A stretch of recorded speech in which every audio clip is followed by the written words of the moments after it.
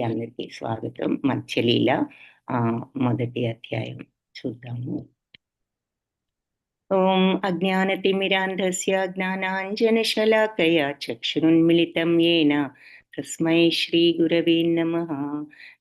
ఓం విష్ణుపదాయ కృష్ణప్రేష్ఠాయ భూతలే శ్రీమతే భక్తి వేదాంత స్వామిన్నితి నామినే. నమస్తే సరస్వతి దేవి గౌరవాణి ప్రచారిణే నిర్విశేష శూన్యవాది పాశ్చాత్య దేశధారిణే. हे कृष्ण करुणा सिंधु दीनबंधु जगत्पते गोपेश गोपिका कांत राधा कांत नमोस्तुते. तप्त कांचन गौरांगी राधे वृंदावनेश्वरी वृषभानुसुते देवी प्रणमामि हरिप्रिये. जय श्री कृष्ण चैतन्य प्रभु नित्यानंद श्री अद्वैत गदाधर श्रीवासादि गौर भक्त वृंद. हरे कृष्णा कृष्णा कृष्णा हरे हरे, हरे राम राम राम हरे हरे. हरे कृष्णा हरे कृष्णा कृष्णा कृष्णा हरे हरे, हरे राम हरे कृष्ण कृष्ण हरे हरे, हरे राम राम राम हरे हरे. हरे हरे कृष्णा हरे कृष्णा कृष्णा हरे कृष्णा कृष्णा हरे राम राम हरे हरे. हरे कृष्ण माताजी ప్రణామాలు. హరే కృష్ణ మాతాజీ ప్రణామాలు.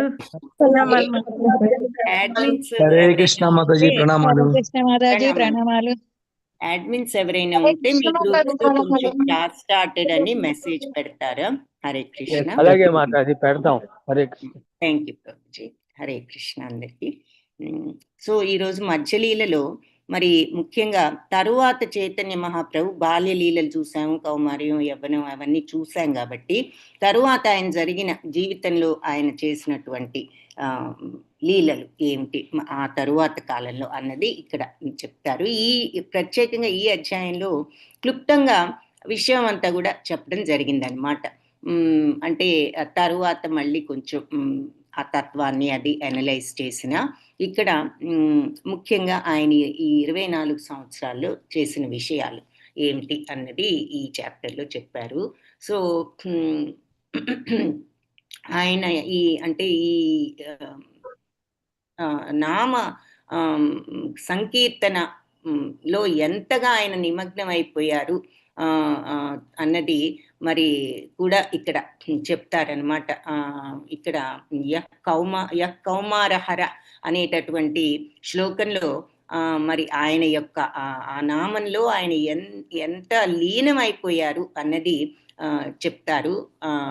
మొదట్లో ప్రియసోయం కృష్ణ అని చెప్పి రూప గోస్వామి వర్ణించారట. కాబట్టి రూప గోస్వామి ఈ వర్ణన చేసినందుకే ఆయనకి భగవంతుడి యొక్క ఆశీర్వాదం లభించింది. ఆ రకంగా ఆయన ఈ హరినామ సంకీర్తనలో ఆయన లీనమైన స్థితిని ఆయన వర్ణించినందుకు రూప గోస్వామికి ఈ భగవంతుడి ఆశీర్వాదం లభించింది అని చెప్తున్నారు. ఆ తర్వాత మరి ఎన్నో పుస్తకాలు రూప గోస్వామి రాసిన వాటిల్లో సనాతన గోస్వామి, శ్రీల జీవ గోస్వామి వాళ్ళందరూ కూడా ఎన్నో ఇంకా ఇతర గ్రంథాల్లో కూడా ఈ సంకీర్తన యజ్ఞంలో ఆయన ఎంతగా నిమగ్నం అయిపోయి లీనమైపోయి ఉండేవారో వాళ్ళు వర్ణించారు. అలాగే మరి చైతన్య మహాప్రభు శ్రీ రూప గోస్వామిని కలవడం, సనాతన గోస్వామిని రామకేళి అనేటటువంటి గ్రామంలో వీళ్ళిద్దరిని కలవడం జరిగింది. ఆ విషయం కూడా వాళ్ళు అక్కడ చెప్పడం జరిగింది. సో ఇక ప్రారంభంలో ఇది క్లుప్తంగా మనకి ఇంట్రడక్షన్ ఈ చాప్టర్కి. ఆ తర్వాత మరి ఏదైనా సరే చైతన్య మహాప్రభు యొక్క ఆశీర్వాదం లేనిదే ఏ జ్ఞానం కూడా రాదు. కాబట్టి ముందు ఆయనకి ప్రార్థిస్తూ నేను ప్రారంభిస్తున్నాను అంటూ ఈ అధ్యాయాన్ని ప్రారంభిస్తూ ఆయన యొక్క వందనాలను చైతన్య మహాప్రభుకు, నిత్యానందుడుకు, వాళ్ళు సూర్యచంద్రులు లాంటి వారు అంటూ వాళ్ళను కీర్తిస్తూ ఆయన వాళ్లకు వందనాలు అర్పించారు. మరి ఈ గౌడ సంప్రదాయానికి వాళ్ళు సూర్యుడి వంటి వాళ్ళు, సూర్యచంద్రులాగా వెలుగునిచ్చేవాళ్ళు. ఈ అజ్ఞానాన్ని దూరం చేసి ఈ రకమైన వరాన్ని మనందరికీ కూడా వాళ్ళు ఇచ్చారు అని చెప్తూ ఆ తర్వాత మరి రాధా మదనమోహనులకు వందనాలు చెప్తూ మరి వాళ్ళ పాదపద్మాలు సర్వస్వం, నా యొక్క సర్వస్వం అంటూ వందనాలు వాళ్ళకి అర్పించి భగవంతుడికి తర్వాత మరి బృందావనంలో ఒక అన్ని కూడా ఇవన్నీ రత్నాల వంటివి ఈ కల్పవృక్షం కింద రాధా గోవిందులు ఉన్నారు వాళ్ళు అని చెప్తూ మళ్ళీ వాళ్ళకి వందనాలు అర్పిస్తున్నాను. అలాగే గోపీనాథ్జీ అంటే రకరకాలుగా భగవంతుణ్ణి స్తుతిస్తున్నారు అన్ని రకాలుగా. ఏది గోపికలందరినీ కూడా ఆకర్షించి ఆయన వేణునాదంతో ఈ రాసలీలలో యమునా నదీ తీరంలో రాసలీలలో ఉన్న ఈ భగవంతుడు నా మీద దయచూపుగాక. అలాగే మరి గౌరహరి ఆయన కరుణా సముద్రుడు కాబట్టి అన్ని ఆయనకు వందనాలు. శచీపుత్రుడు అయిన నీకు అందరినీ ఇలాంటి ఈ దుఃఖసాగరమైన ఈ భవసాగరంలో ఉన్న మమ్మల్ని అందరినీ కాపాడటానికి అరుదించిన గౌరహరికి వందనాలు. అలాగే నిత్యానందుడు, అద్వైత ప్రభు, వీళ్ళంతా కూడా ఈ భక్తులు, శ్రీవాస్ ఠాకూరు, వాళ్ళందరికీ కూడా వందనాలు చెప్తూ ఆ తర్వాత నేను ఇంతకు ముందే వృందావన్ దాస్ ఠాకూర్ గారు అన్నీ వ్రాసిన విషయాలను క్లుప్తంగా ఆదిలీలలో చెప్పాను. సో ఇప్పుడు ఈ మధ్యలీలలో నేను క్లుప్తంగా ఆయన జీవితంలో జరిగిన ముఖ్యమైనటువంటి విషయాలు చెప్తాను. చివరిలో జరిగిన విషయాలు గురించి కూడా క్లుప్తంగా చెప్తాను అంటూ చెప్తూ అయితే నేను బృందావన్ దాస్ ఠాకూరు చాలా మరి వివరంగా చెప్పారు కదా, నేను ముఖ్యమైన విషయాలను బాగా విశదీకరిస్తాను అని చెప్పి చెప్తున్నారు. అంటే అందులో ఎలాగూ అన్ని డీటెయిల్స్ ఉన్నాయి, ఇక్కడ మనకి ముఖ్యమైన విషయాలను నేను వివరిస్తాను అని చెప్తూ మరి మరి నిజంగా ఆయనే మళ్ళీ వనదే శ్రీల బృందావన దాసుని మళ్ళీ ఆయన ఇక్కడ కీర్తిస్తున్నారనమాట. ఆ గౌరవాన్ని ప్రతిసారి కూడా ఆయన చూపించడం జరుగుతోంది. ఆయనే అసలు రాసిందంతా కూడా నేనేదో ఆయన తినగా వదిలిన మెతుకులను గనక తీసుకున్నట్లుగా నేను ఆయన రాయిగా ఇంకా ఏదో చిన్న చిన్న విషయాలను నేను విశదీకరిస్తున్నాను, కానీ అసలు నిజమైన గ్రంథకర్త ఆయనే అంటూ మళ్ళీ ఆయనకే ఘనతను ఇవ్వడం కూడా జరిగింది.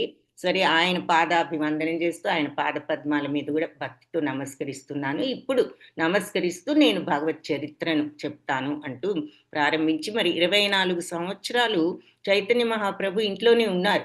అంటే ఆయన ఎక్కడికి పెద్దగా వెళ్ళిన అక్కడే ఉండడం జరిగింది మొదటి 24 సంవత్సరాలు. అయితే అందుకని ఆ టైంలో జరిగినవన్నీ ఆదిలీలలో చూసాం. ఇప్పుడు 24 సంవత్సరం చివర్లో మాఘమాసంలో మరి ఈ ఆయన ఈ సన్యాసం తీసుకోవడం జరిగింది. ఈ సన్యాసం తీసుకున్న తర్వాత మరి ఇంకొక 24 సంవత్సరాలు ఆయన ఈ భౌతిక ప్రపంచంలో ఉన్నారు.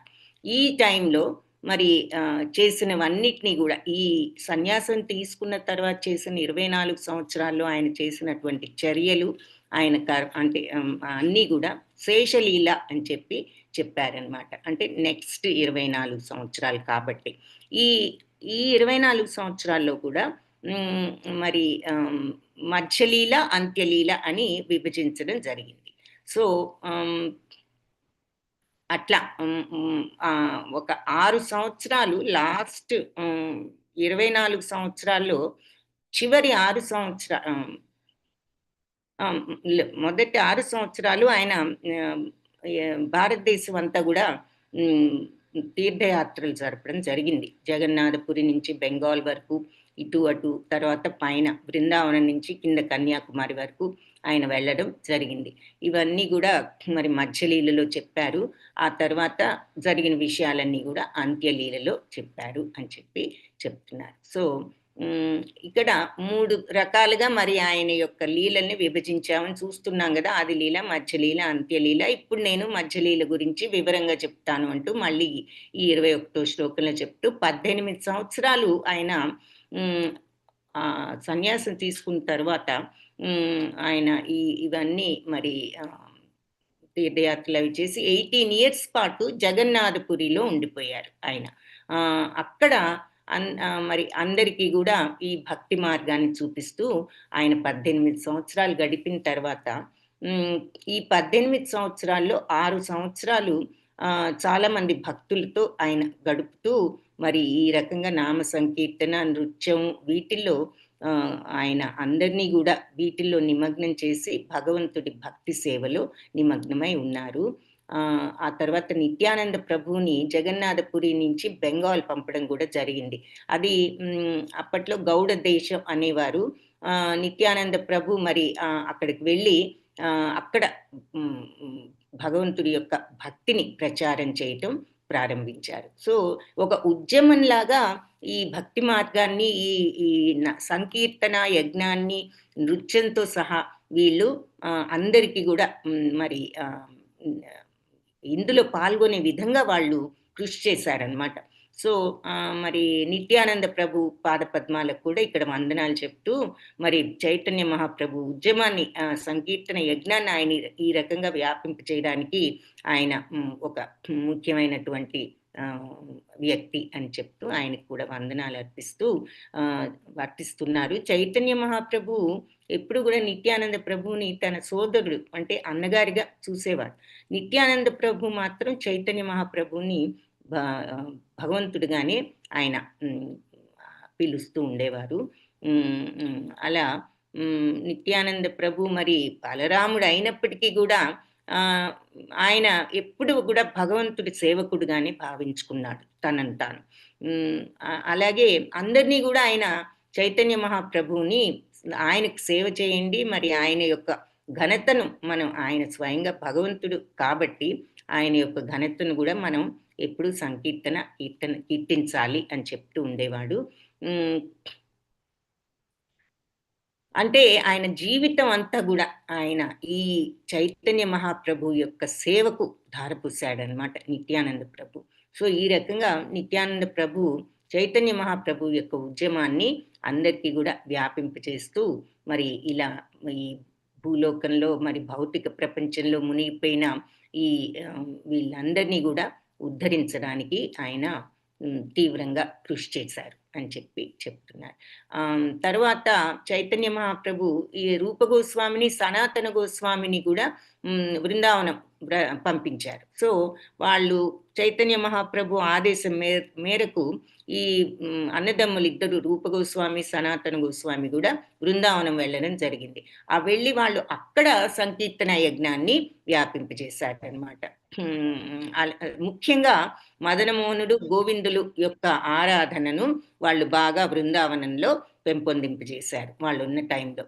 సో రూప గోస్వామి, సనాతన గోస్వామి మరి ఎన్నో గ్రంథాలను కూడా బృందావనానికి తీసుకువచ్చి వాటిలో ఉన్న ముఖ్యమైనటువంటి విషయాలన్నిటినీ కూర్చి వాళ్ళు కొన్ని గ్రంథాలను వ్రాయడం జరిగిందనమాట. అన్ని ముఖ్యమైన శాస్త్రాలు ఇవి అవి వాళ్ళన్నీ తెచ్చుకుని అవన్నీ చదివి వాళ్ళు అందులో ఉన్న ముఖ్యమైన విషయాలన్నీ వాళ్ళ గ్రంథాల్లో పొందుపరిచారు. ఇలా మరి ఈ భౌతిక ప్రపంచంలో ఉన్న వాళ్ళందరినీ వాళ్ళ మేలు కోసం, వాళ్ళని ఉద్ధరించడం కోసం, ఈ జ్ఞానాన్ని వాళ్ళకి అందించడం కోసం వాళ్ళు ఈ రచనలన్నీ కూడా చేశారు అక్కడ బృందావనంలో.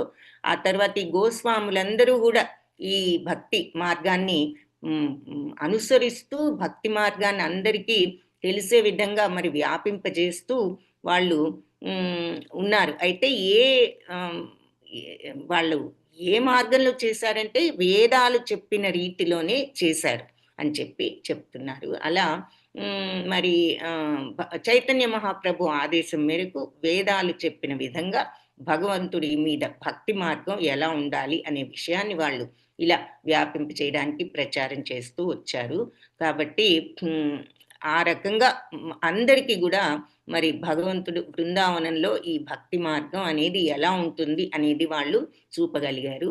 వాళ్ళు రాసిన కొన్ని పుస్తకాల్లో మరి హరిభక్తి విలాసం, సనాతన గోస్వామి ముఖ్య గ్రంథాలు హరిభక్తి విలాసం ఒకటి, మరి బృహద్భాగవతామృతం ఒకటి, దశమ తిప్పని అనేది ఒకటి, దశమ చరిత అనేది ఒకటి. అవి సనాతన గోస్వామి రాసిన ముఖ్య గ్రంథాలు. అలాగే మరి రూప గోస్వామి కూడా ఎన్నో రాశారు, మనకు తెలుసు, మనమే చూసాం కొన్ని. ఏది ఉపదేశామృతం ఏమిటి, మరి భక్తిరసామృత సింధు, ఇవి. కాబట్టి ఈ పుస్తకాలన్నీ కూడా రూప గోస్వామి భక్తిరసామృత సింధు, విదగ్ధ మాధవ, ఉజ్వల నీలామణి, లలితా మాధవం, ఇవన్నీ ఆయన రాసిన పుస్తకాలు. మరి ఇంకా అవే కాకుండా ఆయన దానకేళి కౌముది, స్తవావళి, లీలాచంద, పద్యావళి, గోవింద విరుదావళి, మధుర మాహత్యం, అలాగే నాటక వర్ణన, ఇలాంటి పుస్తకాలు, ఈ పుస్తకాలను కూడా ఆయన రాశారు.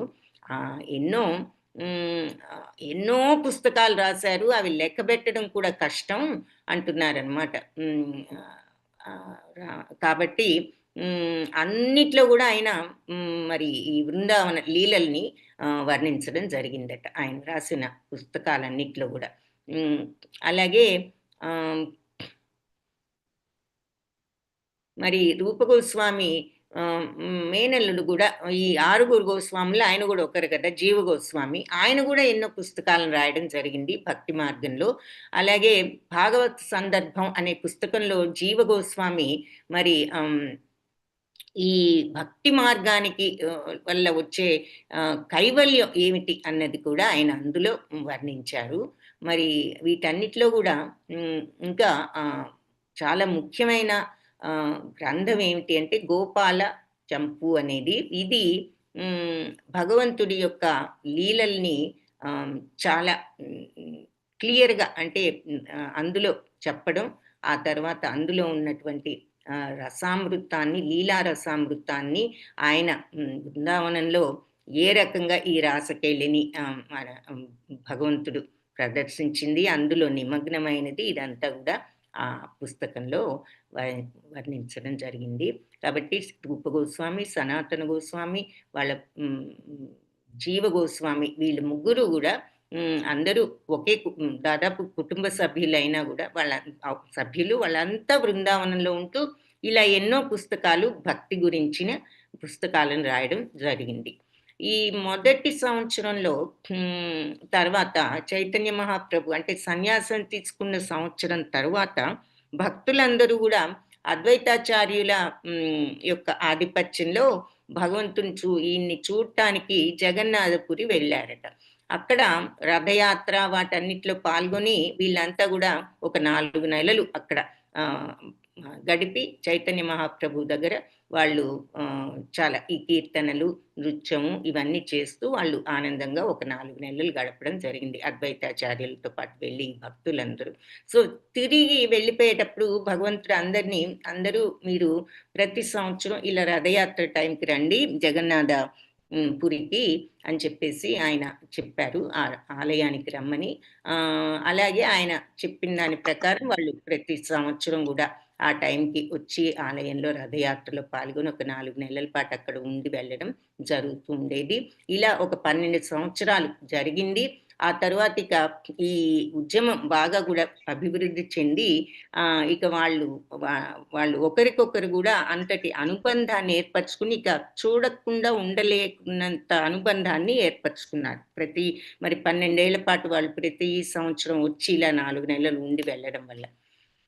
అయితే ఈ చివరి 12 సంవత్సరాలు కూడా మరి కేవలం భగవంతుని గురించిన లీలల్లో అంటే దాంట్లో గడిపారు అని చెప్తున్నారు ఈ రకంగా భక్తులతో. అయితే చైతన్య మహాప్రభు మరి ఒక్కొక్కసారి అంటే భగవంతుడి మీద భక్తిలో ఆయన లీనమైపోయారనమాట లాస్ట్ 12 సంవత్సరాలు. చివరికి ఎంతటి భక్తిలో లీనమయ్యారంటే ఆయన విరహ వేదన కూడా భరించలేని స్థితికి వచ్చారు అని చెప్పి మనం చూస్తాం. శిక్షాష్టకంలో కూడా మనం చూస్తాం కదా. అందుకని చైతన్య మహాప్రభు పగలు రాత్రి కూడా ఆయన వేదనలో ఉండేవారు.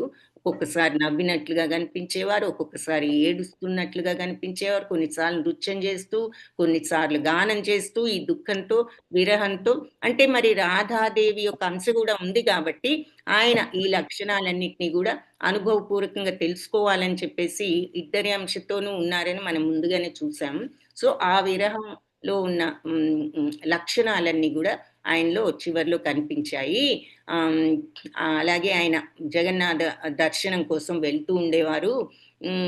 అయితే ఆయన భావాలన్నీ కూడా గోపికలు కృష్ణుణ్ణి కురుక్షేత్రంలో ఎన్నో అంటే చాలా కాలం తర్వాత కురుక్షేత్రంలో కృష్ణుని చూసినప్పుడు గోపికలు ఎలాంటి స్పందనకు గురి అయ్యారో ఆయన ఆ రకంగా ఉండేవారు భగవంతుని దర్శించినప్పుడు అని చెప్తున్నారనమాట. కృష్ణుడు మరి ఆయన కురుక్షేత్రం వచ్చారు. ఏది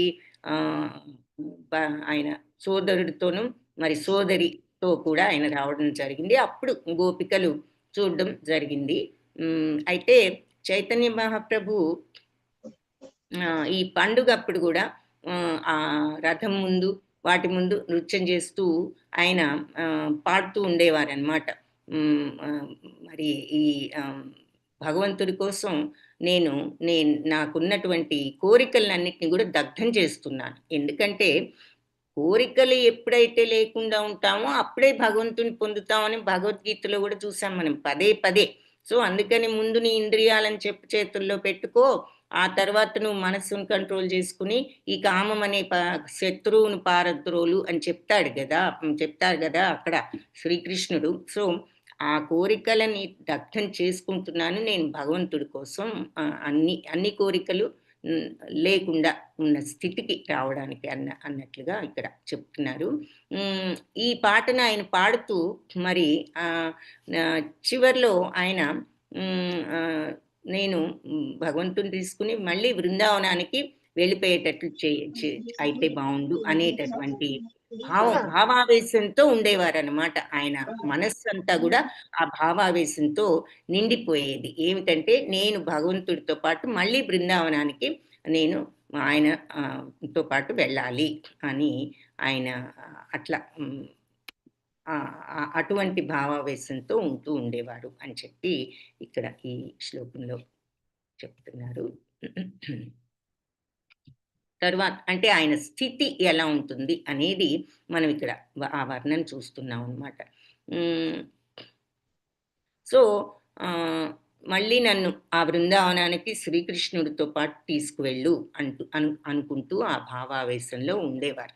అయితే అలా ఆయన జగన్నాథుడి ముందు నాట్యం కూడా చేస్తూ ఉండేవారు. ఎవరికి ఆయన ఈ మాట అంటుంటే వాళ్ళకి అర్థం తెలియలేదు అని చెప్తున్నారు. ఎందుకంటే ఎవరైతే నా మనస్సుని ఈ రకంగా దోచుకుని మరి ఇప్పుడు ఈ రకంగా నా హృదయానికి ఆయనే మరి హృదయానికి ఆయన యజమాని అన్నట్లుగా మరి ఈ చైత్ర మాసంలో ఈ వెన్నెల రాత్రుల్లో ఈ మాలతి పుష్పాల యొక్క సువాసనలో ఈ చిరుగాలులలో మరి ఈ కదంబ వనంలో మరి ఈ రకంగా మా యొక్క అంటే మా ఇద్దరి మధ్యలో ఉన్న ఈ అనుబంధం నేను కూడా అటువంటి ప్రేమికుడనే అంటూ అయినా కూడా నా మనసు ఇక్కడ సంతోషంగా నాకు ఆనందం కలగడం లేదు. నాకు ఆ రేవా నది ఒడ్డుకు వెళ్ళాలని, వేటాసి చెట్టు కింద ఉండాలని ఉంది, అది నా కోరిక అంటూ ఆయన అనుకుంటూ ఆయన వ్రాయడం జరిగిందనమాట. ఇది అంటే మనకి చూసే వాళ్ళకి ఎలా ఉంటుంది అయితే ఏదో మామూలు ఒక స్త్రీ పురుషుల మధ్యలో లేదంటే అని ఉన్న విషయమే కదా అని అనిపించవచ్చు. కానీ దాని యొక్క నిజమైన అంతరార్థం ఏమిటో స్వరూప దామోదరులు ఒక్కరికే అర్థమైంది అని చెప్తూ ఒకసారి అంటే మరి స్వరూప దామోదరులు వాళ్ళు ముఖ్య శిష్యులు ఎప్పుడు ఆయన ప్రక్కన ఉండేవారు కదా. సో మామూలు వాళ్ళకి ఇది ఏదో విరహవేదంలాగా ఉందే అనుకోవచ్చు, కానీ స్వరూప దామోదరులకి దీని నిజమైన అంతరార్థం ఏమిటో ఆయనకు అర్థమైంది. ఎందుకంటే ఈ రాధా అంశ అనేది ఉండబట్టి ఆయన ఈ రకంగా ఉంటున్నారు అని. సో ఒకరోజు అనుకోకుండా ఒక సంవత్సరం రూప గోస్వామి కూడా అక్కడికి రావడం జరిగింది. అయితే స్వరూప దామోదరులకు ఒక్కరికే తెలిసినా కూడా రూప గోస్వామిది విన్న వెంటనే చైతన్య మహాప్రభు నోటి నుంచి ఆయన వెంటనే దీనిని గురించి వర్ణిస్తూ ఈ ఈ శ్లోకాన్ని ఆయన వ్రాసి దాని యొక్క మీనింగ్ కూడా ఆయన వ్రాయటం, అర్థం కూడా రాయడం చేశారు రూప గోస్వామి. ఆ తర్వాత రూప గోస్వామి దాన్ని ఒక తాటియాకు మీద రాసి తను ఎక్కడైతే ఉంటున్నారో ఆ పైన ఆ రోజుల్లో మరి తాటియాకులు ఇల్లు అవి ఉండేవి కదా, అక్కడ పెట్టడం జరిగిందట ఆ కప్పు మీద. ఆ తర్వాత పెట్టిన తర్వాత ఆయన స్నానానికి, సముద్ర స్నానానికి వెళ్ళడం జరిగింది. ఈ లోపల చైతన్య మహాప్రభు అక్కడికి వెళ్ళారు, ఆయన ఉండేటటువంటి ఆ ఆశ్రమానికి వెళ్ళడం జరిగింది అని చెప్తున్నారు. అయితే ఇక్కడ హరిదాస్ ఠాకూరు, రూప గోస్వామి, సనాతన గోస్వామి వీళ్ళంతా కూడా జగన్నాథ గుడికి అంటే ఒకేసారి వెళ్ళడం ఎందుకు అని చెప్పేసి వాళ్ళు ముగ్గురు కూడా టెంపుల్కి, అంటే ఈయన అక్కడ ఉండేవారు, మళ్ళీ వెళ్తే ఏమైనా డిస్టర్బెన్స్గా ఉంటుందని వీళ్ళు గుడికి కూడా వెళ్ళలేదు ఈ ముగ్గురు అని చెప్తూ, చైతన్య మహాప్రభు మరి ఉపలభోగ అనేటటువంటి పండుగని ఈ జగన్నాథపురి ఆలయంలో చేస్తూ ఉండేవారు. ఆయన దాన్ని చూస్తూ ఆయన అక్కడ ఆయనే వెళ్ళి వీళ్ళ ముగ్గురిని ఆలయానికి వెళ్ళి తిరిగి తన ఇంటికి వెళ్ళిపోయేటప్పుడు ఆగి వీళ్ళ ముగ్గురిని ఆయనే చూసేవారు. అంటే వీళ్ళు అక్కడికి వెళ్ళి ఈ స్వామి ఈ ఆనందంలో, ఆయన నృత్యం భావావేశంలో నిమగ్నమై ఉంటాడు, మనం వెళ్ళి మళ్ళీ ఆయన్ని డిస్టర్బ్ చేయటం ఎందుకనే ఉద్దేశంతో వాళ్ళు భగవంతుడి ఆలయంలో ఆయన పొందిన భావావేశానికి వీళ్ళు భంగం చేయకూడదని, కలిగించకూడదని వాళ్ళు అక్కడికి వెళ్ళేవారు కాదు. ఆయనే వెళ్ళి తిరిగి గుడి నుంచి ఇంటికి వెళ్ళేటప్పుడు ఆగి వీళ్ళ ముగ్గురిని చూస్తూ ఉండేవారు అనమాట. ఏది హరిదాస్ ఠాకూర్ని, రూప గోస్వామిని, సనాతన గోస్వామిని. వీళ్ళలో ఎవరైనా లేకపోతే మిగిలిన వాళ్ళని అందరినీ చూసి వెళ్ళేవారట. అది ఆయన దైనందిన కార్యక్రమంగా చేస్తూ వచ్చారు. అయితే చైతన్య మహాప్రభు ఇలా రూప గోస్వామి దగ్గరికి వెళ్ళినప్పుడు ఆయన గూట్లో పైన కప్పు గూట్లో పెట్టినటువంటి ఈ కాగితాన్ని చూసి చదవడం జరిగింది. చదివిన తర్వాత చైతన్య మహాప్రభు మళ్ళీ భావావేశంలోకి వెళ్ళడం కూడా జరిగింది. ఆయన ఆ స్థితిలో ఉండగా రూప గోస్వామి రావడం, ఆయన వచ్చి ఆయన్ని చూసి ఈయన పడిపోయారు. రూప గోస్వామి పడిపోతే చైతన్య మహాప్రభు అప్పుడు ఆయన్ని లేపి, అంటే కొంచెం కొట్టవలసి వచ్చింది గట్టిగా, లేదంటే ఆయన ఆ స్మృతి నుండి బయటకు రావడం లేదు కాబట్టి. ఆ తర్వాత ఆయన ఆ విధంగా లేపడం జరిగి ఆయనతో మెల్లగా మాట్లాడటం ప్రారంభించారు. నువ్వు ఎవరికి కూడా ఈ అర్థం తెలియదు, నా యొక్క ఈ శ్లోకానికి అర్థం నీకెలా అర్థమైంది అని అడగడం జరిగింది. అలా అడుగుతూ చైతన్య మహాప్రభు ఎన్నో వరాలను, అంటే ఎన్నో ఆశీర్వాదాలను రూప గోస్వామికి ఇస్తూ తర్వాత అది స్వరూప గోస్వామికి కూడా ఆయన చూపించడం జరిగిందనమాట. ఆయన ఇలా అర్థం చేసుకుని రాసింది. సో స్వరూప గోస్వామి చూపిస్తూ చైతన్య మహాప్రభు అడిగారు, ఈ రూప గోస్వామికి అసలు నా మనసులో ఉన్న ఈ భావాలు ఎలా అర్థమయ్యాయి అని ఆయన అడిగినప్పుడు స్వరూప గోస్వామి చైతన్య మహాప్రభుతో, రూప గోస్వామి కనుక నీ మనస్సు అర్థమైతే ఇక అర్థమైంది అంటే నీ యొక్క ఆశీర్వాదం వల్లే అర్థమైంది, నీ యొక్క వరప్రసాదమే ఆయనకు అర్థమయ్యేటట్లు చేసింది. అంటే చైతన్య మహాప్రభు ఏమీ తెలియనట్లు ఆయన అడిగినా స్వరూప దామోదరుడు ఈ రకంగా సమాధానం చెప్పారు, నీ యొక్క ఆశీర్వాదం లేదే రూప గోస్వామికి అది అర్థమయ్యే ప్రసక్తే లేదు అని. అప్పుడు చైతన్య మహాప్రభు నాకు చాలా తృప్తిని ఈ రూప గోస్వామి కలిగించారు, ఆయనకు ఆలింగనం చేసుకుని ఆయన్ని నేను ఈ అన్ని రకాలుగా మరి ఈ భక్తి మార్గాన్ని ఈ రకంగా ప్రచారం చేస్తున్నాడు, నాకు చాలా తృప్తిని కలిగిస్తున్నాడు అని చెప్పి అంటూ, మరి రూప గోస్వామి ఈ ఈ భక్తి మార్గంలో ఉండడానికి, ప్రచారం చేయడానికి కూడా నిజమైన అర్హత కలిగిన వాడు. కాబట్టి నీవు ఇంకా కూడా అతనికి ఈ భక్తి మార్గంలో ఇంకా పురోగమనం చెందడానికి, దీన్ని ఇంకా వ్యాపింపజేసే శక్తినివ్వడానికి నువ్వు ఇంకా కూడా అతనికి భక్తి మార్గాన్ని వివరించు అని చెప్పారు ఆయన స్వరూప దామోదరులతో. సో అలా ఇవన్నీ కూడా నేను మళ్ళీ అంటే ఈ విషయాలన్నీ నెక్స్ట్ చాప్టర్స్లో ఇంకొంచెం వివరంగా, అంటే మనం గనక సెకండ్ చాప్టర్లో గీతా సారాంశాన్ని క్లుప్తంగా చూసినట్లుగా, తర్వాత చాప్టర్స్లో వివరంగా చూసినట్లుగా ఆయన ఈ చాప్టర్లో ఇలా క్లుప్తంగా చెప్పడం జరిగింది. సో తర్వాత మళ్ళీ అన్ని వివరంగా చెప్తాను అంటున్నారు. ఆ తర్వాత ఇంకొక శ్లోకం, రాధారాణి పలికిన శ్లోకం ఒకటి చెప్తున్నారు. మరి నేను ఇట్లా నా చిరకాల మిత్రుడు, సఖుడు అయిన శ్రీకృష్ణుని కురుక్షేత్రంలో చూశాను, నేను అదే రాధారాణిని అంటూ ఆయన అనడం. ఇప్పుడు మేము మళ్ళీ కలిసాము, ఇది నాకు చాలా ఆనందంగా ఉంది. కాబట్టి నాకు మళ్ళీ యమునా నది తీరానికి వెళ్ళిపోవాలని ఉంది, అక్కడ వనంలోకి. కాబట్టి అక్కడ ఉన్నటువంటి ఆ శబ్దాన్ని, మరి ఆ వేణునాదాన్ని వాయిస్తూ మరి ఆ బృందావనంలోకి వెళ్ళాలని ఉన్నది అని ఆయన స్వయంగా నేనే ఆ రాధారాణి అని చెప్పడం కూడా జరిగింది. కాబట్టి భక్తులారా, ఇక్కడ ఒక చిన్న వివరణ చెప్తాను అని ఈ కవిరాజు చెప్తున్నారు. మీకు ఈ శ్లోకం గురించిన వివరణ చెప్తాను. చైతన్య మహాప్రభు జగన్నాథుని చూసిన తర్వాత ఈ రకంగా ఆయన ఆలోచించడం ప్రారంభించారు.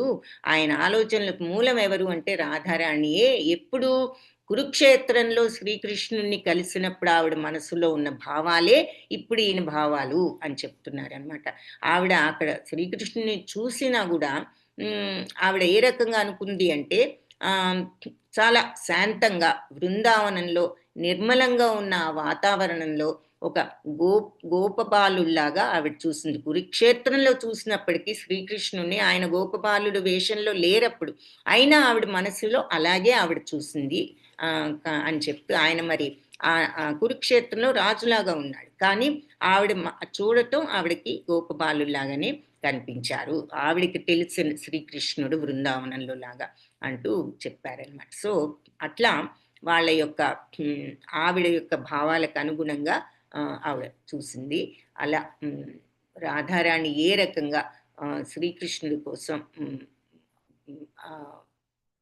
ఆ విరహ వేదనను ఆవిడ అనుభవించిందో, కురుక్షేత్రంలో చూసినప్పుడు ఆ భావాలతో చైతన్య మహాప్రభు ఉన్నారు, బృందావనంలో వెళ్ళాలి అనేటటువంటి భావంతో అని చెప్తూ, గోపికలందరూ అన్నారట, భగవాన్ మరి నీ పాదపద్మాలు మాకు శరణ్యం. కాబట్టి ఈ భౌతిక ప్రపంచపు ప్రలోభాల నుంచి బయటపడి మాకు ఈ ప్రపంచం నుంచి విముక్తి కావాలి అంటే నీ పాదాలే శరణం. కాబట్టి మరి పెద్ద పెద్ద మునులు వీళ్ళందరూ కూడా నీ పాదపద్మ, నీ శరణ్యాన్ని కోరారు. కాబట్టి మేము కూడా ఈ రకంగా ఇవి అందరినీ కూడా కడతీర్చేటటువంటి పాదపద్మాలు, కాబట్టి వాటికి మేము శరణాగతులం అని చెప్తూ, వాళ్ళు ఇంకా ఏమనుకున్నారంటే, మళ్ళీ నీ పాదపద్మాలు కనుక మా బృందావనంలో ప్రవేశిస్తే మా కోరికలన్నీ కూడా తీరుతాయి. వాళ్ళకి ఏ కోరిక ఉంది? భగవంతుడి సాంగత్యంలో ఉండాలన్నదే వాళ్ళ కోరిక. కాబట్టి ఈ ఒక్క శ్లోకాన్ని రూపగోస్వామి వర్ణిస్తూ దానిలో ఉన్న నిజమైన అర్థాన్ని శ్రీమద్ భాగవతంలో మరి ఆయన ఎక్స్ప్లెయిన్ చేశారు. అంటే భాగవతంలో కూడా ఆయన అది అర్థం చేసుకోవడం ఎలా అన్నది అని చెప్తున్నారు. అంటే అది గోపికలు అనుకున్న భావాన్ని. ఆ తర్వాత గోపికలు ఇంకా వర్ణిస్తూ వచ్చారనమాట. ఆ బృందావనాన్ని, వనాన్ని, దాని చుట్టూ ఉన్నటువంటి తీయదనం, ఈ మధురా నగరం చుట్టూ ఉన్న ఆ ఏరియా, ఇలాంటి అద్భుతమైనటువంటి ప్రదేశంలో ఆయన లీలల్లో వేణునాదాన్ని వింటూ, అంటే వేణు వాయిస్తూ ఆయన మరి చుట్టూ ఆ గోపికలతో వాళ్ళు ఆయన ఉండడాన్ని వాళ్ళు ఏ రకంగా ఆ టైంలో వాళ్ళ అటువంటి ఆ సమయంలో వాళ్ళు ఎటువంటి ఆనందాన్ని అనుభవించారు అన్నది వాళ్ళు మళ్ళీ తలుచుకుంటూ మళ్ళీ మాకు అది కావాలి అని అన్నట్లుగా వాళ్ళు మళ్ళీ అంటే వాళ్ళ కోరిక, వాళ్ళ మనసులో ఉన్న భావాలు ఇలా ఉన్నాయి అని చెప్తూ, అంటే ఎప్పుడు శ్రీకృష్ణుణ్ణి కురుక్షేత్రంలో చూసినప్పుడు రాధారాణి ఏ విధంగా ఫీల్ అయింది, అలాగే గోపికలందరూ ఏ రకంగా వాళ్ళు మనసులో ఆలోచనలు ఎలా ఉన్నాయి వాళ్ళవి అనేవి చెప్తూ, ఈ ఆలోచనలు ఇప్పుడు చైతన్య మహాప్రభు జగన్నాథుని చూసినప్పుడు ఆయనకి కలుగుతున్నాయి అని చెప్తూ, భగవంతుడు మరి ఆయన సోదరుడితోనూ తర్వాత మనం అందుకే కదా మరి జగన్నాథపురిలో సుభద్రాదేవి, బలరాముడు ఆయనవి చూస్తూ ఉంటాము. అక్కడ వేణువు కూడా ఉండదు ఆయన చేతిలో, అలా ఉన్నారు అని చెప్తూ, అలా గోపికల ద్వారా గోపికలు పొందే ఆనందం లాంటి ఆనందం భావావేశంతో ఆయన భగవంతుణ్ణి జగన్నాథుడిలో శ్రీకృష్ణుణ్ణి చూస్తూ, నందమహారాజ్ పుత్రుడైన శ్రీకృష్ణుని బృందావనంలో ఆయన ఎంత అందంగా ఉంటూ ఉన్నారో ఆ రకంగా చూస్తూ ఉండేవారు అని చెప్తూ, రాధారాణి ఏ రకంగా ఆయనను చూసి ఆవిడ అంటే ఒళ్ళు అంటే మైమరచి ఆవిడ ఎలా ఉండేదో అని చెప్తూ, ఆ విధంగా చైతన్య మహాప్రభు కూడా అట్లా మైమరిచిన స్థితిలో రాత్రింబవళ్ళు కూడా ఉండేవారట చివర్లో. సో ఈ లాస్ట్ 12 సంవత్సరాలు కూడా ఆయన ఇటువంటి స్థితిలోనే, ఆ విరహ స్థితిలోనే రాధారాణి గోపికలు ఎలా అయితే ఉన్నారో ఆయన కూడా ఆ స్థితిలో ఉన్నారు. తర్వాత ఆయన చివరి 3 రకాలుగా ఆయన చివరి కాలాన్ని గడిపారట. 24 సంవత్సరాలు సన్యాసం తీసుకున్న తర్వాత మరి ఎన్నో ఆయన లీలలను ప్రదర్శించారు. ఇవన్నీ అర్థం చేసుకోవడం కూడా అంత ఈజీ కాదు.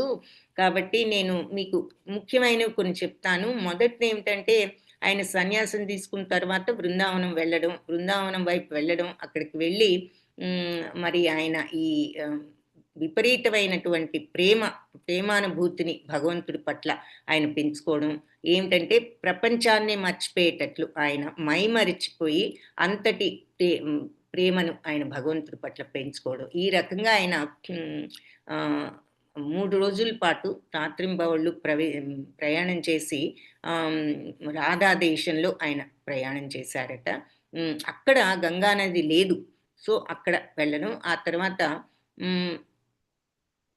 చైతన్య మహాప్రభు మరి గంగానది ఒడ్డుకు వెళ్ళి ఆయన అది యమునా నది అని చెప్పారు. సో అంటే భగవంతుడే ఆయన్ను గంగానది ఒడ్డుకు తీసుకొచ్చారు, అది యమునా నది ఒడ్డు అన్నట్లుగా ఆయన అనుకోవాలని అంటూ, అక్కడ 3 రోజుల తర్వాత ఆయన అద్వైతాచార్యుల ఇంటికి వెళ్ళడం జరిగింది శాంతిపురంలో.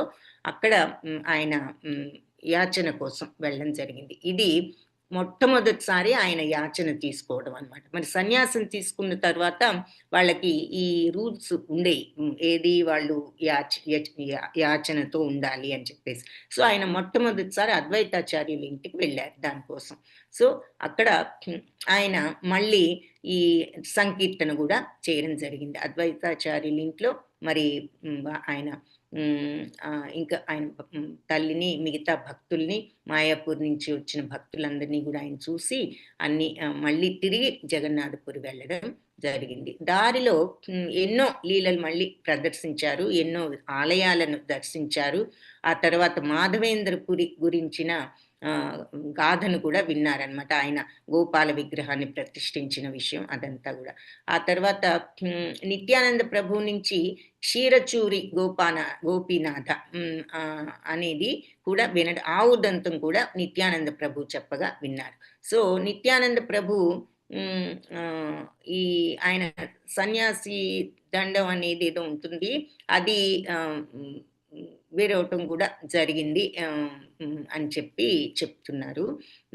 ఆ తర్వాత ఎప్పుడైతే అది ఆయన విరగొట్టడం జరిగిందో చైతన్య మహాప్రభు చాలా కోపం వచ్చిందట. వచ్చి వెంటనే ఆయన్ని వదిలేసి ఒక్కరే జగన్నాథ టెంపుల్కి వెళ్ళడం జరిగింది. అయితే చైతన్య మహాప్రభు ఎప్పుడైతే గుడిలోకి వెళ్ళి భగవంతుడు చూశారో వెంటనే మళ్ళీ ఆయన అక్కడ మైమరిచి ఆయన పడిపోవడం జరిగింది. అప్పుడు మళ్ళీ సార్వభౌమ భట్టాచార్యులని ఆయన్ని ఇంటికి తీసుకువెళ్ళడం, ఆ తర్వాత ఆయన మధ్యాహ్నం వరకు కూడా మళ్ళీ తిరిగి స్మృతిలోకి రావడం జరగలేదట. చివరికి ఆ తరువాత మెల్లగా ఆయన మళ్ళీ స్మృతికి రావడం జరిగింది. అంటే ఏ రకంగా ఆయన ఎప్పుడు ఈ భక్తి భావావేశంలో ఆయన ఎలా మునిగిపోయి నిమగ్నం అయిపోయి ఆ లాస్ట్ లో ఉన్నారో మనం చూస్తున్నాం అన్నమాట. సో ఈ లెఫ్ట్ మరి నిత్యానందను వదిలేసి ఆ తర్వాత జగన్నాథ గుడికి వెళ్ళి తర్వాత మళ్ళీ నిత్యానందుడు, జగదానంద, దామోదరుడు, ముకుంద వీళ్ళంతా కూడా వచ్చారు ఆయన చూడటానికి. అయితే వాళ్ళందరినీ చూసి మళ్ళీ ఆయన చాలా ఆనందించారు, తృప్తి పడ్డారు అని చెప్తున్నారు. ఆ తర్వాత మరి సార్వభౌమ భట్టాచార్యుని కూడా ఆశీర్వదించారు. ఎలా? ఆయన యొక్క నిజ రూపాన్ని చూపించి. మరి సార్వభౌమ భట్టాచార్యులు ఆయన్ను ఇంటికి తీసుకువెళ్ళి సేవలు సపర్యలు చేసి స్మృతి కోల్పోయినప్పుడు చేసినందుకు ఆయనకు నిజ రూపాన్ని కూడా చూపించి ఆ రకంగా ఆశీర్వాదాలు ఇచ్చారు. ఆ తర్వాత మరి దక్షిణ దేశం వైపు రావడం ప్రారంభించారు ఇదంతా జరిగిన తర్వాత. సో అక్కడ కూర్మక్షేత్రం అనే ప్రదేశంలో ఒక వాసుదేవ అనే అతనికి మోక్షాన్ని కలిగించారు. ఆ తర్వాత మరి ఈ జియాదా నృసింహ అనేటటువంటి ఒక ఆలయాన్ని దర్శించి అక్కడ నరసింహదేవుని ప్రార్థించి మరి ఆ తర్వాత దారిలో మళ్ళీ వాళ్ళందరికీ కూడా హరే కృష్ణ మంత్రాన్ని ఆ గ్రామ ప్రజలందరికీ చెప్పి నేర్పించి రావడం జరిగింది. తర్వాత ఒకసారి గోదావరి ఒడ్డునున్నటువంటి ఒక వనాన్ని బృందావనం అని పొరపాటు పడ్డారట. అంటే మరి ఆయన తీర్థయాత్రలు చేస్తున్నప్పుడు అక్కడ ఆయన రామానందరాయ అని ఆయన్ని కలవడం జరిగింది. అక్కడ తిరుమల, తిరుపతి ఇవన్నీ కూడా చూశారనమాట ఆయన. అక్కడ చూస్తూ సంకీర్తన నామాన్ని అక్కడ కూడా వ్యాపింపచేశారు. ఇవన్నీ చూసిన తర్వాత కొంతమంది నాస్తికులను కూడా ఆయన మార్చడం జరిగింది. అహోవల నృసింహ అనే ఆలయాన్ని దర్శించారు. ఆ తర్వాత శ్రీరంగానికి వెళ్ళారు. కావేరీ నది ఒడ్డు మీద ఉంటుంది కాబట్టి ఆయన శ్రీరంగం వెళ్ళి అక్కడ మళ్ళీ భగవంతుని చూసి భావావేశపరుడు అవ్వడం జరిగింది. తర్వాత ఆయన త్రిమళ్ళ భట్ట అనేటటువంటి ఒకరి ఇంట్లో వర్షాకాలం అప్పుడు ఒక 4 నెలలు గడిపారట. ఆ తర్వాత ఈ త్రిమళ్ళ భట్టు మరి ఒక వైష్ణవుడు, చాలా విద్వాంసుడు కూడా. కాబట్టి చైతన్య మహాప్రభు మరి చైతన్య మహాప్రభు గొప్ప విద్వాంసుడు, గొప్ప భక్తుడు కాబట్టి ఆయన కూడా చాలా ఆశ్చర్యపోయారు. చైతన్య మహాప్రభు అంతటి భక్తుడు, విద్వాంసుడు అని ఈ గొప్ప విద్వాంసుడు కూడా ఆశ్చర్యపోయాడు. ఆ తర్వాత చాతుర్మాసంలో ఉన్న 4 నెలలు ఆయన వైష్ణవులతో ఉండి మరి ఈ నృత్య సంకీర్తన ఉద్యమాన్ని వాళ్ళందరి మధ్య ప్రవేశపెట్టి అభివృద్ధి చేయడం జరిగింది. చాతుర్మాసం చివరిలో మళ్ళీ ఆయన ఇంకా దక్షిణ దేశంలో ఇంకా కిందకి దక్షిణానికి వెళ్ళడం జరిగింది. అక్కడ పరమానందపురి అనే ఆయనని కూడా కలిశారు. దాని తరువాత కృష్ణదాసు, ఈ చైతన్య మహాప్రభు యొక్క సేవకుడైన ఈ కృష్ణదాసు ఈ భట్టాచారి అనేటటువంటి ఆయన బంధాల నుంచి ఆయనని విముక్తుణ్ణి చేశారు అని చెప్తూ చైతన్య మహాప్రభు భగవంతుని నామాన్ని బ్రాహ్మణులందరూ కూడా పలుకుతూ ఉండాలి అని చెప్పి, అంటే భగవన్నామాన్ని అంటే కృష్ణనామాన్ని, రామనామం పలికే వాళ్ళు కూడా ఈ కృష్ణనామాన్ని కూడా పలకాలి అని చెప్పి ఆయన చెప్పడం జరిగింది. తర్వాత శ్రీరంగపురి అని ఆయనను కూడా కలుసుకుని ఆయన యొక్క బాధలను వాటన్నిటి నుంచి ఇంకొక రామదాసు అనేటటువంటి ఒక బ్రాహ్మణుని కూడా ఆయన తరింపచేయడం జరిగింది. అంటే తీర్థయాత్రల సమయంలో ఆయన ఏ ఊరు వెళ్ళినా ఎవరెవరిని కలిసి వాళ్ళందరికీ ఏ రకంగా మోక్షాన్ని ఇచ్చే మార్గం వాళ్ళ యొక్క ప్రవర్తన బట్టి గాని, దేని బట్టి గాని ఆ రకంగా ఈ ఉద్యమాన్ని, సంకీర్తనాన్ని ఎలా ఆయన వ్యాపింపజేసింది. మరి ఆ రోజుల్లో ప్రయాణం అంటే ఎంతో కష్టం. మరి నడకో లేదా ఏదో చిన్న చిన్న బండ్లో ఇలా వాళ్ళు ఎన్నో సంవత్సరాలు మరి ప్రయాణం చేస్తూ ఆయన భారతదేశం అంతా గూడా ఈ రకంగా ఈ ఉద్యమాన్ని వ్యాపింపజేశారు అన్న విషయం మనం అర్థం చేసుకోవాలి ఇక్కడ. మరి అలాగే విష్ణు ఆలయాలు అనంతదేవ, పురుషోత్తమ, శ్రీ జనార్దన, పద్మనాభ, వాసుదేవ ఇవన్నీ కూడా ఈ ఆలయాలు దర్శించి మరి అక్కడ ఈవెన్ ఆయన సప్తలీల సప్తతాళ వృక్షాలను అన్నిటినీ కూడా దర్శించి అక్కడ స్నానం చేసి ఏది సేతుబంధ రామేశ్వరంలోను, ఆ తర్వాత శివ టెంపుల్ ఉండేది కదా మరి రామేశ్వరంలో, ఆ శివాలయాన్ని అవన్నీ కూడా ఆయన దర్శించారు. సో రామేశ్వరంలో చైతన్య మహాప్రభు అక్కడ కృష్ణ పురాణాన్ని చదవడం జరిగింది. అక్కడ ఆయన సీత మరి రావణుడి చేత అపహరింపబడ్డ సీత నిజం సీత కాదు అన్నది ఆయన అక్కడ తెలుసుకున్నారు అని చెప్పి చెప్తున్నారు అనమాట. ఆవిడ యొక్క నీడే గాని అది నిజమైన సీత కాదు అని. చైతన్య మహాప్రభు మరి ఇదంతా దాంతో ఆయన చాలా సంతోషించారు. తర్వాత రామదాసు విప్ర అనేటటువంటి ఒక ఆయన్ని కలిసి ఆయనకు చెప్పడం జరిగింది. ఆయన ఇలా సీతా అమ్మవారు మరి రావణుడు ద్వారా అపహరించబడ్డది అనే బాధలో ఆయన ఉన్నప్పుడు ఆయనకి ఈ విషయాన్ని చెప్పడం జరిగింది. ఆ తర్వాత చైతన్య మహాప్రభు ఈ కూర్మ పురాణంలో నుంచి ఈ పేజీని కూడా ఆయన చించివేసి, ఆ పుస్తకం ఎంతో చాలా పాత పుస్తకం, ఏనాటిదో గ్రంథం అయితే అది తీసి ఆ రామదాసు విప్రుడికి చూపిస్తారు. ఆయన ఏమనుకుంటున్నాడు, నిజం సీతనే రావణాసురుడు అపహరించాడు అనుకున్నాడు. కానీ ఈ పుస్తకంలో ఉన్న పేజీని ఆయన చూపించి ఆయన దుఃఖాన్ని పోగొట్టడం జరిగిందట. ఆ తర్వాత ఆయనకి ఇంకొక 2 పుస్తకాలు కూడా దొరికాయి. ఏమిటి, బ్రహ్మ సంహితం ఒకటి, కృష్ణ కర్ణామృతం ఒకటి. సో ఈ 2 కూడా అద్భుతమైన పుస్తకాలను గ్రహించి ఆయన భక్తుల దగ్గరకు తీసుకువెళ్ళారు ఈ పుస్తకాలను. సో ఆ పుస్తకాలన్నీ ఆయన ఈ రకంగా కలెక్ట్ చేసి జగన్నాథపురి వెళ్ళడం, ఆ టైంలో మరి స్నానం చేసి ఆయన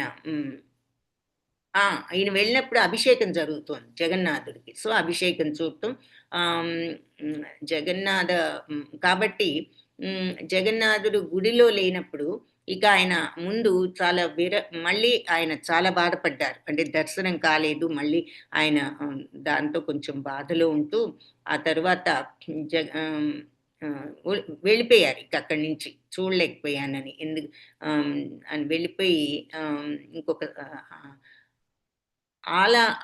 ఆలాలనాథ అనేటటువంటి ప్రదేశానికి వెళ్ళిపోయి అక్కడ కొన్నాళ్ళు ఉండడం జరిగింది. ఈ లోపల మరి భక్తులంతా కూడా బెంగాల్ నుంచి జగన్నాథపురి వస్తున్నారన్న విషయం విని వీళ్ళంతా మరి జగన్నాథపురి వచ్చారు. ఏది నిత్యానంద ప్రభు, సార్వభౌమ భట్టాచార్య వీళ్ళంతా కూడా వచ్చారని చెప్పేసి ఈయన్ని మళ్ళీ చైతన్య మహాప్రభుని జగన్నాథపురి తీసుకువెళ్ళారు. సో ఫైనల్గా ఆయన ఈ అలాలనాథ అనే ఊరు వదిలి జగన్నాథపురి వెళ్ళడం జరిగిందనమాట. వాళ్ళంతా వచ్చి వీళ్ళంతా వచ్చారు, వెళ్దామని తీసుకువెళ్ళడం. రాత్రింబవళ్ళు కూడా ఈ రకమైన విరహ వేదనతో ఉంటూ ఉండేవారు. సో ఇలాంటి ఉంటూ ఉండగా భక్తులంతా కూడా బెంగాల్ నుంచి, నవద్వీపం నుంచి ఇలా పూరి వచ్చి ఆయన్ని చూస్తూ ఉండేవారు అనమాట. వస్తూ వాళ్ళంతా ఈ నృత్యము, గానము, సంకీర్తన చేస్తూ ఉండేవారు. దాంతో ఆయనకి కొంచెం బాగా తృప్తిపరిచేవారు చైతన్య మహాప్రభుని వాళ్ళ ఈ గానంతోనూ నృత్యంతోనూ అని చెప్తున్నారు. తర్వాత ఈయన ఎప్పుడైతే ఈ దక్షిణ భారతదేశంలో తీర్థయాత్రలు చేస్తున్నారో అప్పుడు రామానందరాయ అనే ఆయన్ని గోదావరి తీరంలో కలుసుకున్నారని ఇందాక చూసాం కదా. ఈ రామానందరాయ అనే ఆయన ఒక ఉద్యోగంలో ఉన్నారు గవర్నర్గా. ఆయన పోస్ట్ నుంచి విరమించి జగన్నాథపురి వచ్చేసారట. చైతన్య మహాప్రభుతో ఉండడానికి ఆయన శిష్యుడైపోయారనమాట. సో చైతన్య మహాప్రభు ఆదేశం ప్రకారం ఈ రామానందరాయలు రాజు దగ్గర నుంచి సెలవు తీసుకుని జగన్నాథపురి వచ్చి మరి అక్కడ ఇక రాత్రింబవళ్ళు కూడా ఇలా భగవంతుని గురించిన ఈ నామ సంకీర్తనలోనే ఆయన ఆనందాన్ని అనుభవించారు. జగన్నాథపురి ఈ రామానందరాయలు వచ్చిన తర్వాత చైతన్య మహాప్రభు మరి ఆయన యొక్క కరుణను కాశీ మిశ్ర అని, ప్రద్యుమ్న మిశ్ర అని, ఇంకా మిగతా భక్తులు కొందరి మీద ఆయన తన కరుణను చూపించారు.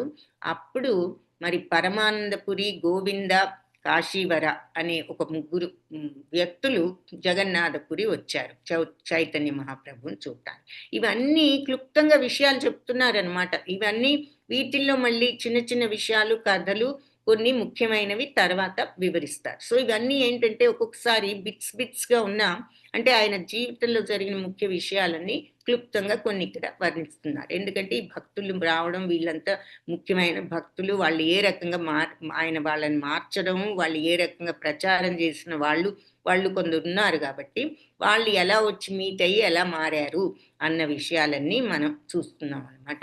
సో ఇక్కడ మరి క్రమేణ స్వరూప దామోదరులు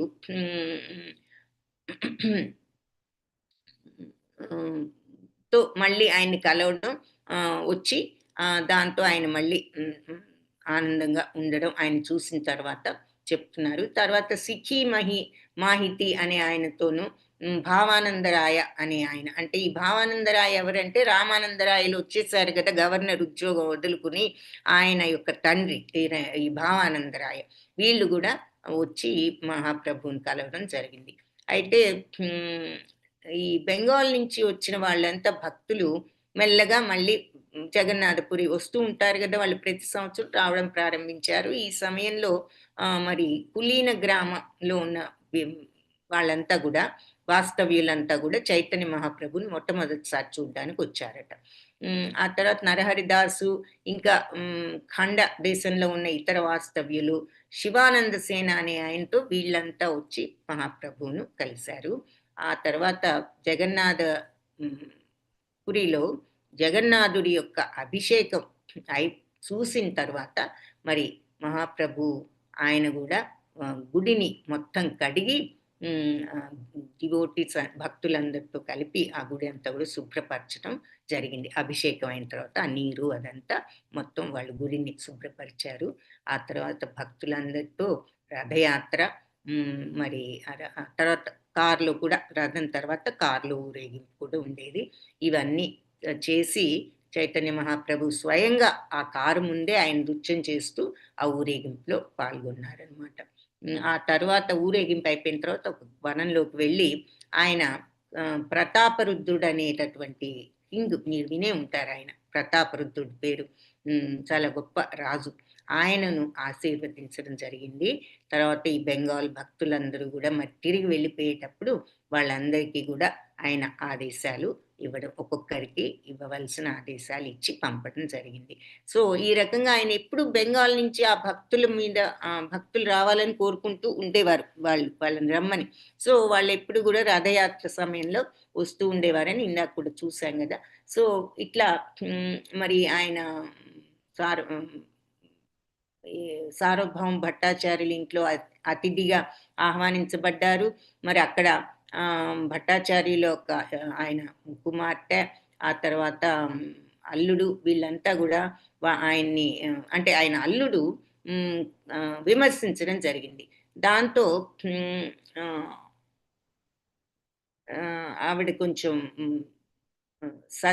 వాళ్ళ అత్తగారికి కొద్దిగా కోపం వచ్చి, ఆవిడకి కోపం వచ్చి అతను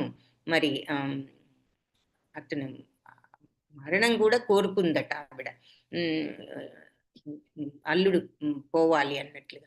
సో అంటే అంత ఇదిగా ఆయన మరి అవమానించారు కాబట్టి, ఆవిడ పెద్ద భక్తురాలు కాబట్టి ఆవిడ అది సహించలేకపోయింది అన్న విషయం ఇక్కడ అదొక ఉదంతం.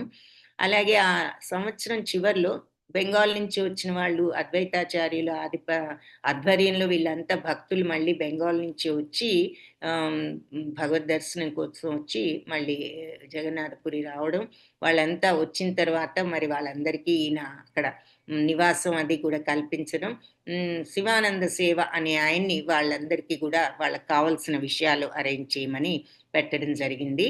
ఆ తర్వాత ఒక కుక్క కూడా శివానంద సేనుడితో పాటు భక్తులతో పాటు అది కూడా ఉంటూ ఉండేది. అది ఎంతో అదృష్టం చేసుకుంది కాబట్టి మరి మహాప్రభు యొక్క పాద పద్మాల దగ్గరే అది మోక్షాన్ని పొందింది, వెళ్ళి మళ్ళీ భగవంతుణ్ణే చేరుకుంది ఆ కుక్క అని చెప్తున్నారు. అలాగే సార్వభౌమ భట్టాచార్యులు ఆయన మరి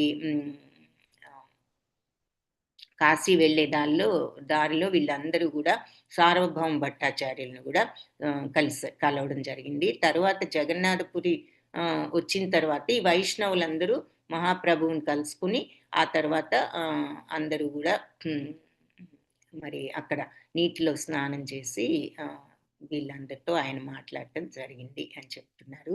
తర్వాత మరి గుడిని కడిగారు శుభ్రంగాను స్వయంగా ఆయనే. ఆ తర్వాత అందరూ రథయాత్రలో పాల్గొనేటట్లు చేశారు. ఇదంతా భక్తులు వచ్చిన తర్వాత విషయాన్ని వివరిస్తున్నారు. సో అలాగే మరి ఈ ఒక వనం ఉండేదట జగన్నాథ ఆలయం నుంచి గుండీచా వరకు. ఈ మహాప్రభు మరి అక్కడ కృష్ణదాస ఎప్పుడు కూడా ఈ అభిషేకాన్ని చేస్తూ ఉండేవాడట. ఎవరికి? చైతన్య మహాప్రభుకి. సో అక్కడ ఆయన ఈ గుండీచా ఆలయంలో నృత్యం చేసిన తర్వాత మరి భక్తులందరితో అక్కడ ఆయన హరిపంచమి రోజున మరి అక్కడ లక్ష్మీదేవిని వాళ్ళందరినీ దర్శనం చేసుకున్నారు. జన్మాష్టమి రోజున మరి శ్రీకృష్ణుడి జన్మదినం కాబట్టి మహాప్రభు ఒక గోపబాలులాగా ఆయన వేషం అంటే గోపబాలులాగా ఆయన తయారయ్యి రెడీ అయ్యి ఆ రకమైన ఫామ్లో ఉండేవారు. అప్పుడు మరి ఉంటూ ఆయన ఈ పెరుగు ఇవన్నీ ఉన్న కుండలు కూడా ఆయన మోస్తూ ఉండేవారు అని చెప్తున్నారు. అలాగే మరి చివరికి ఆయన అందరికీ కూడా మరి వీడ్కోలు చెప్పి ఈ గౌడదేశ భక్తులందరికీ అంటే బెంగాల్ దేశ భక్తులందరికీ వీడ్కోలు చెప్తూ హరినామాన్ని జపిస్తూ మరి వాళ్ళని ఆ రకంగా సాగనంపారు. తరువాత ఆయన గౌడదేశం అంటే బెంగాల్ వెళ్ళడం జరిగింది. దారిలో ప్రతాపరుద్రుడు మరి ఎన్నో ఆయన్ను ఎంతో పూజించడం జరిగింది భగవంతుణ్ణి. ఆ రకంగా చైతన్య మహాప్రభుని ఆయన ఎంతగానో గౌరవించడం పూజలు చేయడం చేశారు. సో బృందావనం నుంచి మరి ఈ బెంగాల్ వెళ్ళేటప్పుడు ఒక సంఘటన జరిగింది. ఏది? ఒక బట్టను పూరి గోసానికి ఇవ్వడం జరిగింది. రామానందరాయ భద్రక వరకు కూడా మహాప్రభువుతో వెళ్ళడం జరిగిందట. సో ఈ ఇన్సిడెంట్స్ అన్ని ఈ సంఘటనలన్నీ వివరాలు ముందు చెప్తారు. ఇప్పుడు ఊరికినే ఇలా ఒక విషయాలు చెప్తున్నారనమాట. సో ఆ తర్వాత విద్యానగరం వెళ్ళడం, మరి బృందావనం వెళ్ళే దారిలో తర్వాత వాచస్పతి అనే ఆయన ఇంట్లో అక్కడ ఆగడం. ఆయన ఎవరంటే సార్వభౌమ భట్టాచార్య యొక్క సోదరుడు, వాళ్ళ ఇంట్లో ఆగడం. సో సడన్ గా ఆయన వాళ్ళ ఇంటికి వెళ్ళడం, అక్కడ ఉన్న వాళ్ళందరూ కూడా ఆయన చూసి మరి చూడ్డానికి అందరూ రావడం జరిగింది. మరి అక్కడ 5 రోజుల పాటు ఉండడం, రెస్ట్ లేకుండా మరి రాత్రింబవళ్ళు కూడా ఆయన అక్కడ అందరూ ఆయన్ని చూడటానికి రావడం జరిగింది. చివరికి మహాప్రభు మరి మామూలు టైంలో వీళ్ళు డివోటీస్ వస్తూనే ఉన్నారు కాబట్టి ఇక రాత్రి పూట మెల్లగా ఆ ఊరు వదిలి కులియా అనేటటువంటి ఈ రోజున నవద్వీపాన్ని ఆ రోజు కులియా అనేవారు, అక్కడికి వెళ్ళడం జరిగింది. ఆయన కులియా వచ్చిన తర్వాత వేలాది మంది వచ్చారు అక్కడ ఆయన చూడటానికి. మరి ఆయన ఆ టైంలో చేసిన విషయాలు అంటే దేవానంద పండితుడిని పట్ల ఆయన చూపించినటువంటి కరుణ, ఆ తర్వాత ఒక బ్రాహ్మణుణ్ణి క్షమించడం, గోపాల చాపల అనేటటువంటి బ్రాహ్మణుణ్ణి ఒక తప్పు చేసినప్పుడు ఆయన క్షమించడం, అలాగే ఇవన్నీ అంటే శ్రీవాస్ ఠాకూర్ పట్ల ఆయన ఒక తప్పు చేస్తే వాళ్ళని ఆయన క్షమించడం ఇవన్నీ కూడా ఆ టైంలో జరిగాయి. చాలామంది నాస్తికులు కూడా వచ్చి ఆయన పాదాలకు నమస్కరించడం ఇవన్నీ కూడా చేశారు అని చెప్పి చెప్తున్నారు. వాళ్ళందరికీ ఆయన కృష్ణ ప్రేమను అందించారు. అలాగే నృసింహానంద బ్రహ్మచారి కూడా మహాప్రభు గురించి విని ఆయన ఏమని విన్నారు అంటే, ఈయన బృందావనం వెళ్ళి అక్కడ చాలా బృందావనంలో తృప్తిపడి ఆ బృందావనం దర్శించడంతో ఆయన ఆనందించి అక్కడ ఎలా ఆయన కాలాన్ని గడిపారు అన్న విషయాన్ని ఈ నృసింహానంద బ్రహ్మచారి అని ఆయన విని ఆయన కూడా మనస్సులో బృందావనానికి వెళ్ళినట్లుగా ఊహించుకుంటూ ఉండేవారట. ఆయన ఒక పెద్ద మార్గాన్ని ఈ కులియా నుంచి బృందావనంకు వేయడానికి ఆలోచించారు. ఆలోచిస్తూ ఆ మార్గాన్ని అంతా కూడా మంచి రత్నాలతో ఎంతో అందమైన పూలతో ఆయన మార్గాన్ని వేసినట్లుగా ఆయన ప్రయత్నించారని చెప్తున్నారు. సో మెంటల్గా అంటే ఆయన ఆ రకంగా ఊహించుకున్నారు ఆ మార్గాన్ని బకుళ పూలతోనూ తర్వాత చుట్టూ అందమైన సరస్సులతో ఈ రకంగా ఈ వ్యక్తి ఇలా ఆయన బృందావనానికి వెళ్ళారు అన్న విషయంతో ఆయన భక్తుడై ఆ బృందావనం వెళ్ళడానికి మార్గాన్ని ఇంత అందంగా ఆయన మనసులో ఊహించుకున్నారు ఈ నృసింహానంద బ్రహ్మచారి. మరి నిజంగా రోడ్డును కన్స్ట్రక్ట్ చేయలేకపోయినా కనాయి నటశాల అనే వరకు చేశారు, కానీ ఆ తర్వాత ఆయన ఇక మనసులో కూడా చేయలేకపోయారు అని చెప్పి చేయలేకపోయాడు ఆ తరువాత. అప్పుడు తర్వాత చైతన్య మహాప్రభు ఇక అప్పుడు బృందావనం వెళ్ళలేదు ఆసారి అని చెప్పి చెప్తున్నారు.